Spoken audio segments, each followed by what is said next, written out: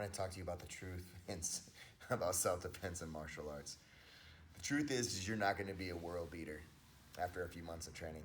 It's just not what it is. Um, but I do have some things that you can do right away that's going to keep you safer. The first thing is your environment. Knowing your environment, if it is something that's turning a little sideways on you, you should probably just leave. And a lot of times you won't know until until it's starting to turn. So you might go walk into a specific area, and it can turn. There might be someone walking in with a gun. You're like, oh, now I gotta leave. Or it could be something not as extreme as that. It's just like maybe two guys arguing. Yeah, you should probably just leave that environment. The second thing is de-escalation. So let's say you move into an environment, it turned on you before you had a chance to leave, and now you're being confronted. One of the things that you can do is try to de-escalate that situation. Become not a threat. Hands up. Hey, I don't have any problems here.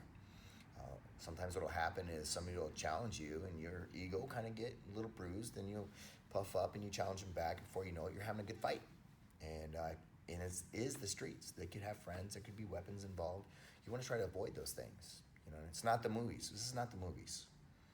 So that can happen. And then also just running away. If it gets to that situation, just run. It's okay to do that. If you can't de-escalate the situation, just run. You don't have to stay there.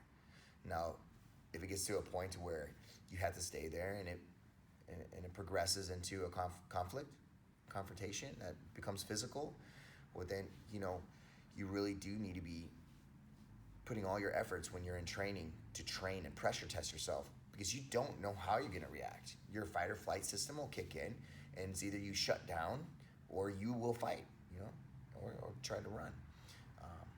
So until you get hit in the face, until you get a really hard roll and get smashed over and over again, and you're getting pressure tested, and one of my good buddies, Andrew, had told me, he's like, hey man, you bleed in training so you don't die in battle. He said that to me, and I was like, wow, that kind of that's really rings true.